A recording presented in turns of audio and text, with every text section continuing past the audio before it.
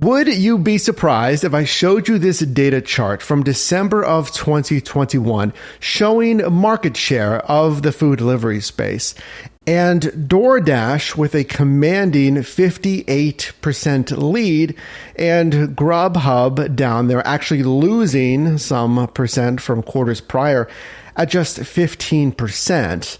Now, you might be even more surprised that here in 2022, if I told you that these two companies, after seeing that massive gap, have actually never been closer. Let me explain. So yeah, if you're looking at a side hustle, trying to decide in 2022, which app is better to drive for? Is it the clear market share winner of DoorDash, or is it, for some reason, Grubhub?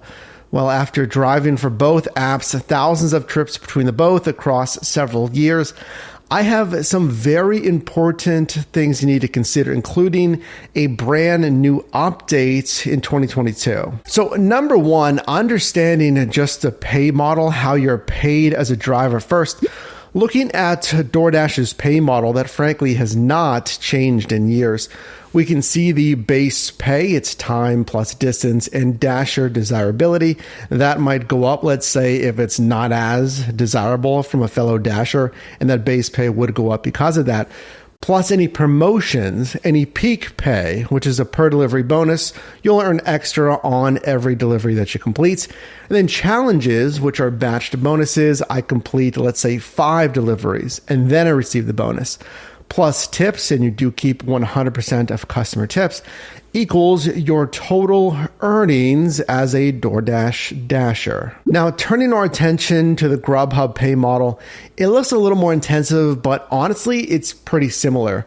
So the mileage per order, it says this is a compensation for the distance traveled for each order, plus the time spent on the road, and that says sometimes the mileage doesn't accurately represent the amount of time an order takes. So we make sure you're also compensated for the total time on the road. Plus the tips, again, 100% of those tips, much like really any gig app. Plus special offers. So that is the bonus pay, basically the promotions that we just saw from DoorDash. So that says Grubhub delivery partners can boost their pay by completing missions, exciting ways to earn extra cash by reaching goals in a set amount of time, earning in-offer bonuses, and participating in fun sweepstakes. And all of that, again, kind of similarly like DoorDash, equals your total, in this case, Grubhub driver pay. In my opinion, I don't want you to just look at these pay models because frankly, they're basically the same. There's some kind of base pay, there's some kind of promo pay, and then obviously tips. And that is the same thing for really any food delivery app that I've driven for, including Uber Eats. So we need to look at a little bit more as a driver. Let's compare some order request screens. Actually, the screens you're going to see day in and day out as a driver to see if we can glean anything from this. So Grubhub on the left and a DoorDash on the right. So firstly, we see a map illustration here. We see the perspective starting and the ending destination, including our current location indicated by the blue dots. Well, okay, we see the same thing on DoorDash on the right. And again, the same thing. We see the starting and then the ending destination here. We see the restaurant names. We see the Panera Bread on the left for Grubhub. We see Condado Tacos on the right for DoorDash, so no difference there. We see the estimated trip mileage. Now, this is interesting to note. So in the past, I'd say 2020, maybe a little bit early of 2021, you could not see this predicted mileage on Grubhub, again, shown on the left. So now you can see it as a driver. And on DoorDash, you've been able to see that for some time here, 0.7 miles on each order. So in our example, really one of the most important pieces of data is obviously the pay. What can I expect as a driver? So in this example, specifically 1364 on our example from Grubhub on the left and 775 on the right. I mean, there's a little bit of a layout thing. I would like to see this a little bit more pronounced on Grubhub. It's a little bit smaller, but really not that big of a deal here. We get that information on both apps. So really the only on-screen difference with the order request screen is the time to accept counter. So if we look at our example here on the right with a DoorDash, at the screenshot, it says 27 seconds left. And that, of course, will count down. You don't get that on a Grubhub. So just some food for thought there. Now, if you didn't know, you'll get a standard, typically 45 seconds per DoorDash on their order requests. Now, if you get a stacked order that's 2 or more assignments for one driver, you may see that bumped up to upwards of 90 seconds. Now, again, we don't see a physical counter of any style on Grubhub, so that is a little bit different. Even Uber Eats, you'll see at least a visualization. You won't see the actual numbers counting down, but at least you get that illustration. Nothing on Grubhub, but you will get 90 seconds on Grubhub. So the pay is basically the same, at least as far as structure. The order request screens are basically the same. They're giving you really the exact same info across 7 different things that we looked at, other than the counter.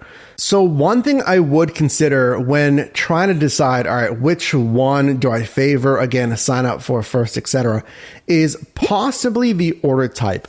From my experience doing this right now in Pittsburgh on Grubhub, in my opinion, and let me know down below in the comments if you agree with this, it's more straightforward as far as, okay, traditional food delivery. I don't have to worry about much else. Now, DoorDash, what I saw when I was back in San Diego, and we've seen this still here in Pittsburgh, Pennsylvania, is they have a lot of different order types. So you'll see more of the order and pay or place in pay orders.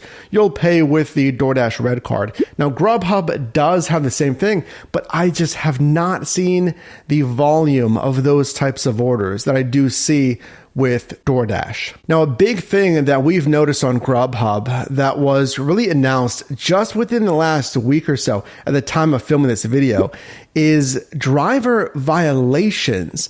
And this is actually bringing it really on par with DoorDash. Prior to this, Grubhub didn't have any policies like this. So let's get into what these new violations are. So here's the entire list of prospective driver violations. This is something that you could get as a driver that could threaten your activity, your ability to drive on the Grubhub platform. And we'll leave a card linked above if you really want a full breakdown of this. But we can see policies for unassigning orders, excessive cancellations, frequent missed deliveries, slow ETAs, diner adjustments, and an overcharge on those place and pay orders that I mentioned prior. So here's where, in my opinion, these apps, again, really come more in line with each other, especially as Grubhub never really had this. Now, here's the big difference. Now, with DoorDash, they really firstly introduced this violations thing that Grubhub really copied the same name.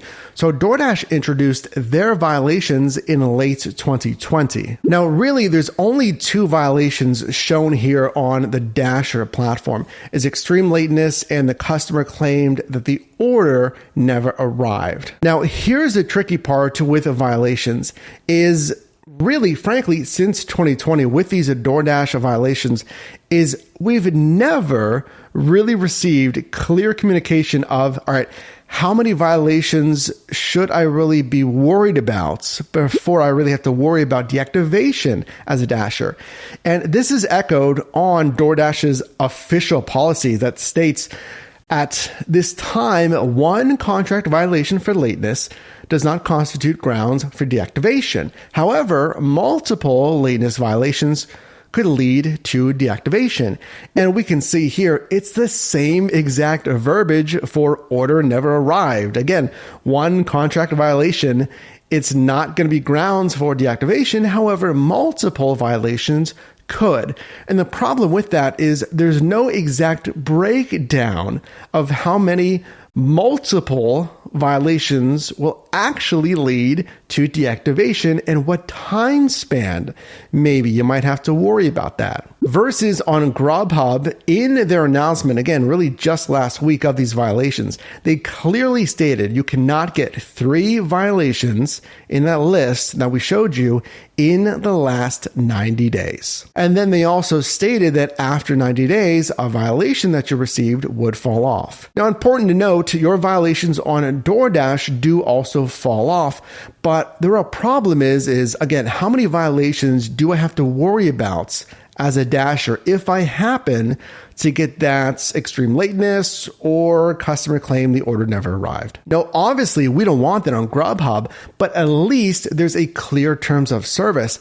I mean, even if we check this entire DoorDash deactivation policy, nowhere is there a specific breakdown of how many violations and again, a time span that really merits that deactivation. But let's move on. I want to touch on one final point of which one truly is busier and which one might make you the most money. So again, after driving on both platforms, after talking with hundreds of drivers like you, our team community here, is you might find, and we saw this echoed in the actual data with market share, that DoorDash is a bit busier, that you can go online, you can get orders, you might have more to choose from, you can decline unless you're paying orders because it's busy enough generally in your market. And then we saw by the numbers with Grubhub, I mean, by the numbers, you just might be slower on Grubhub. But here's the thing.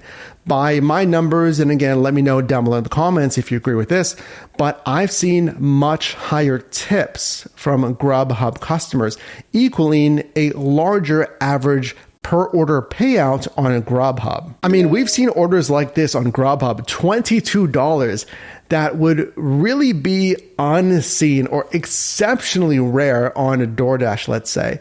Now, that's not all the time, of course, even these orders are rare, but I've seen, $10, $11 orders that are very strong and that are still lower on miles than typically when I would drive on DoorDash. So my overall verdict here in 2022, it's firstly that you should be driving at least on both, especially with these new violation policies here. And I do think generally you'll stay busier on DoorDash. And also, let's remember the bonus pay that is really a big part of your earnings. I do think you'll see probably more frequent bonus pay, more consistent bonus pay on a DoorDash versus Grubhub. For instance, here's a bonus on Grubhub. This was a recent bonus here in Pittsburgh, and it's a solid bonus. But I mean, it's what? For like an hour or so, it is an extra $5, which is stellar. That's a good per delivery bonus.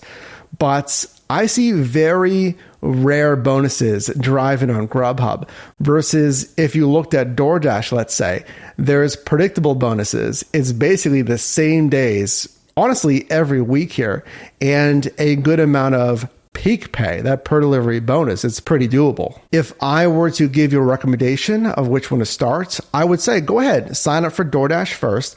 They are the market leader. You might have more options there, but certainly add on Grubhub. Have it as an option. At least then you can multi-app, right?